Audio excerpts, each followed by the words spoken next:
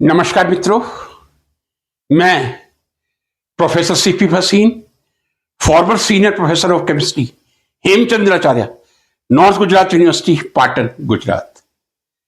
Friends, first of all, I wish my all friends a very happy World Teacher Day. Friends, 5 सितंबर को हम राष्ट्रीय शिक्षक दिवस मनाते हैं सर्वपल्ली राधाकृष्णन जी के जन्म दिवस पर.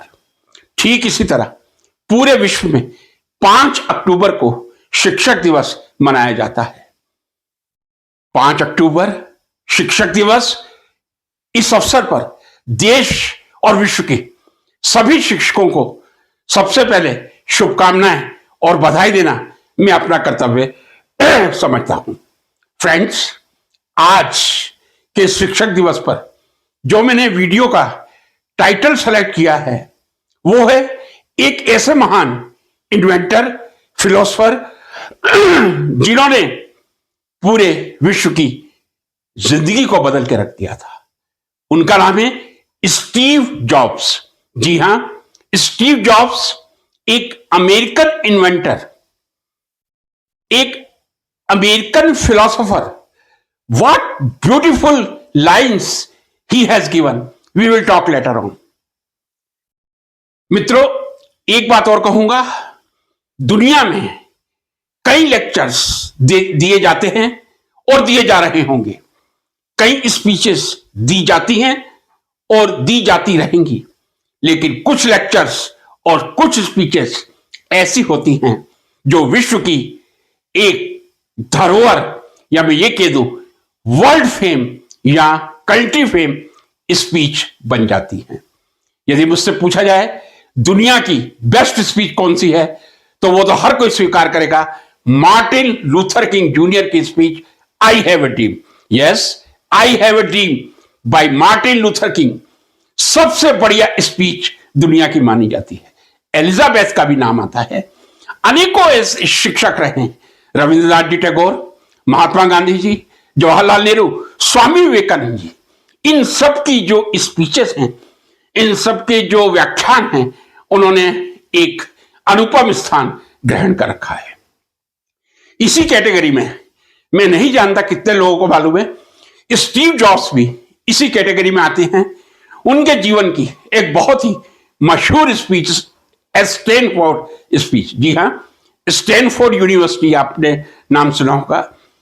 तो स्टीव जॉब्स की जो स्टैनफोर्ड में दी गई कॉन्वोकेशन स्पीच है, वो दुनिया की एक बेहतरीन स्पीच में मानी जाती है.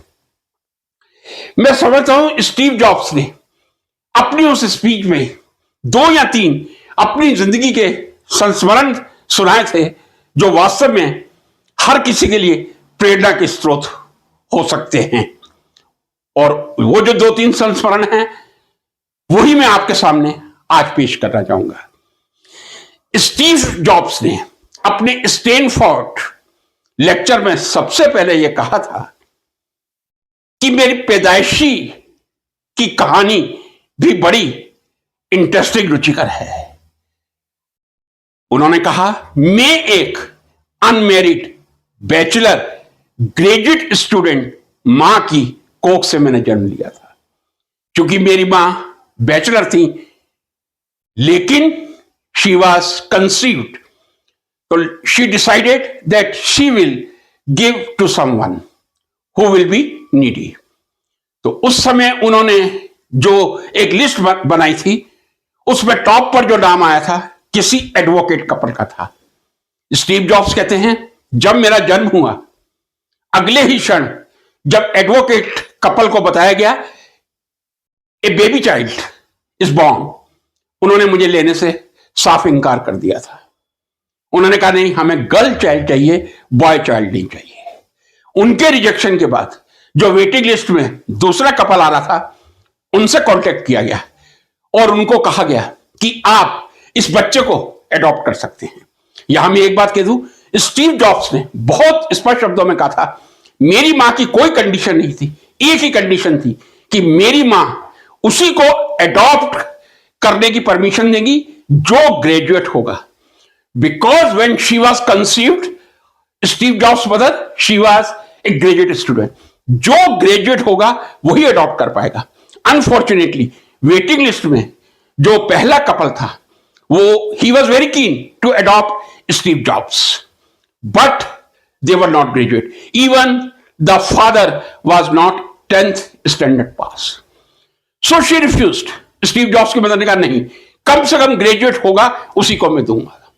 लेकिन वो कपल भी डिटरमिन्ड था। उन्होंने कहा यू बिलीव अस, हम इस बच्चे को ग्रेजुएट जरूर करवाएंगे।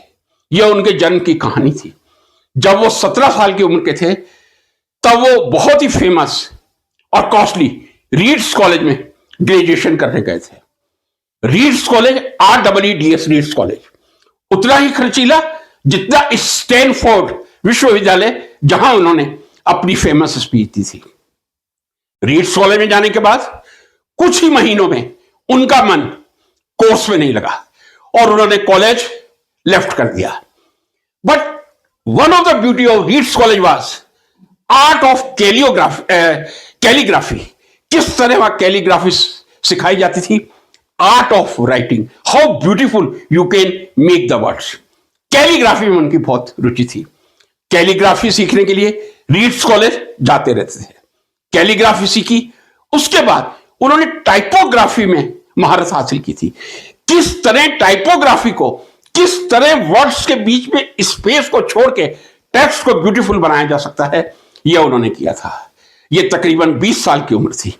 उसके बाद उनकी एक फ्रेंड वॉस, WOZ वॉस मिली थी उन्हें। उन दोनों ने अपने फादर के गैरेज में 10 साल काम करके एप्पल कंप्यूटर का आविष्कार किया था। जी हां, आप सब जानते हैं Steve jobs was the founder of Apple company, which is the biggest company of the world.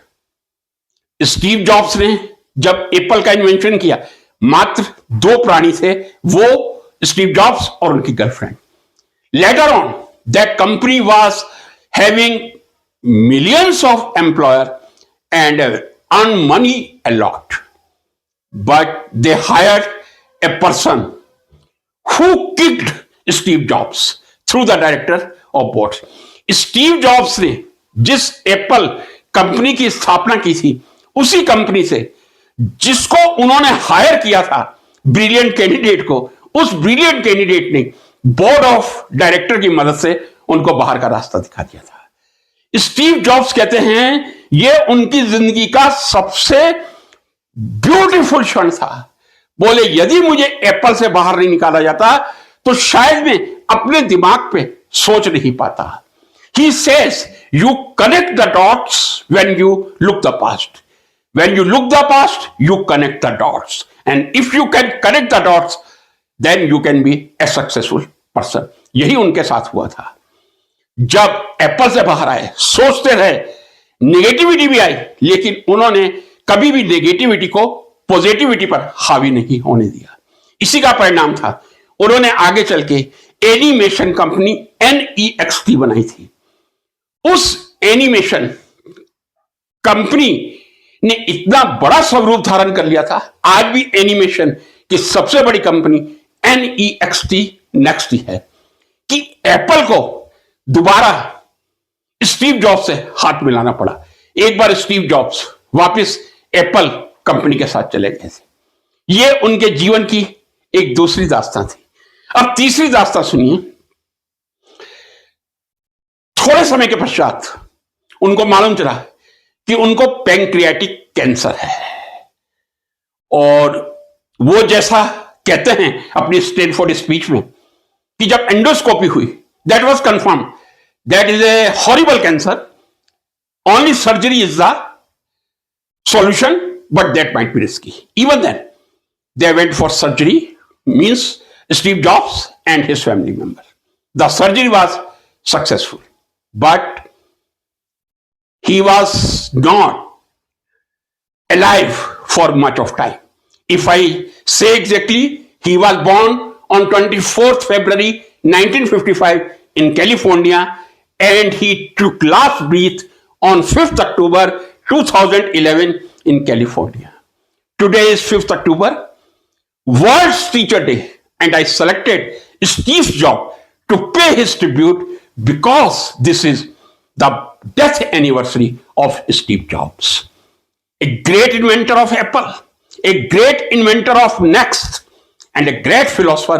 उनके जीवन की जो फिलॉसफी है शायद मैं उन शब्दों में आप तक नहीं पहुंचा पाया, लेकिन जब कभी आपको उनकी स्टैनफोर्ड स्पीच सुनने का मौका यूट्यूब पे मिले, आप उसको जरूर सुनिए। मैंने आपसे कहा विश्व की महानतम स्पीचेस में से एक स्टीव जॉब्स की स्पीच है जो स्टैनफोर्ड स्पीच के नाम से फेमस है। उनका एक वाक्य, स्टे हंग्री स्टे फुलिश, भूखे रहिए। भूखे रहने का मतलब यह नहीं है कि आप रोटी ना खाएं, भूखे रहने का मतलब स्टे हंग्री स्टे फुलिश, आप मूर्ख बन के रहिएगा। जिस दिन आपने यह सोच लिया कि मेरे को ज्ञान आ गया, उस दिन आपकी अज्ञानता पराकाष्ठा पे पहुंच जाएगी। स्टे हंग्री स्टे फुलिश, भूखे रहिए, मूर्ख रहिए, तभी आप जीवन में कुछ कर पाएंगे। अब कभी आप लोगों ने सोचा है एप्पल नाम ही क्यों दिया था स्टीव जॉब्स ने? एप्पल के आईफोन आप देखते हैं, एप्पल के आप लैपटॉप्स देखते हैं। He was fruit lover. Steve jobs was a fruit lover. Most of the time he was eating fruits and one of his favorite fruit was apple. That's why he created his industry as Apple, either laptops or mobiles. Friends, this is a very inspirational story, source of inspiration for our young students to do something, to connect the dots. If you can connect the dots, you can achieve anything. Thank you so much.